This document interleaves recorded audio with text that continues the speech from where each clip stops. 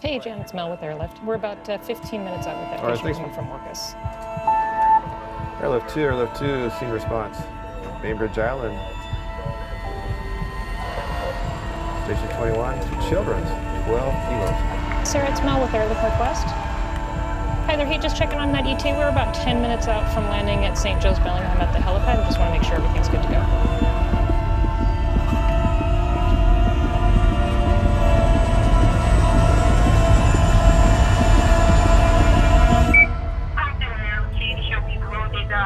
Okay, thank you so much. All right, bye-bye. Shortly, we will be doing a children's landing.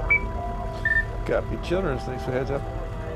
I'll call Children's. I got it. You got it?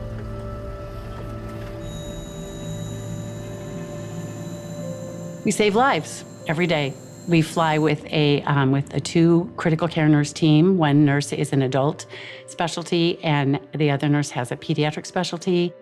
We fly neonates from 26 to 28 weeks gestation, all the way up to people that are 100 years old, and all in between. The citizens of what we call the WWAMI area, Washington, Alaska, Idaho, and Montana area, we're able to take care of really people from all walks of life with just about all kinds of injuries and illnesses.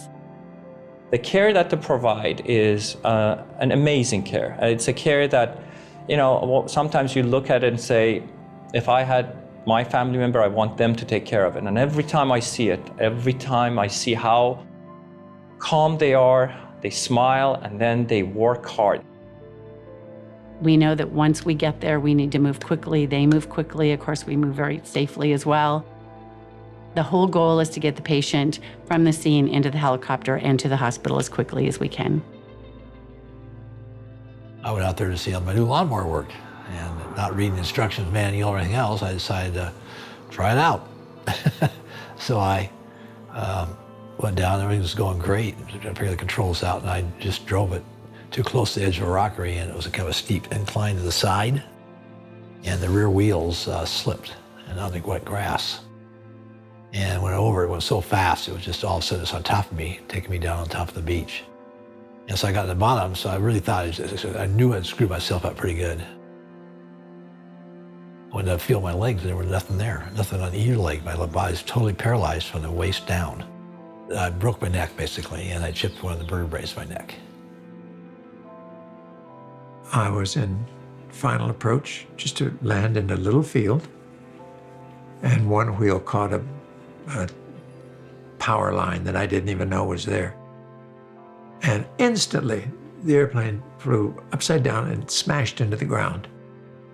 They picked me up and flew me at once to Seattle. They said that there's a golden hour.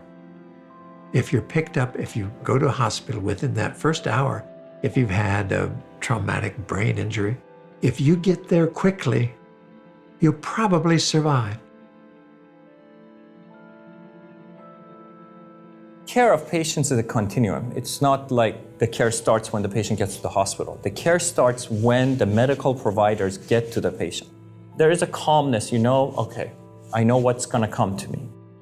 We can take care of this. For us, Airlift Northwest essentially saved our daughter's life, and we are grateful for that. And honestly, if their service hadn't been available for us, she wouldn't have survived.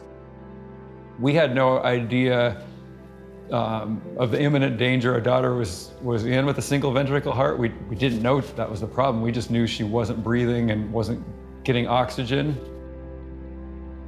And when the helicopter arrived, the flight nurses were absolutely awesome. This was an emergency, and my body was shutting down, my organs were shutting down, and Wenatchee, they have a hospital there, but they don't have the equipment to deal with preeclampsia, the HELLP syndrome, or even premature babies.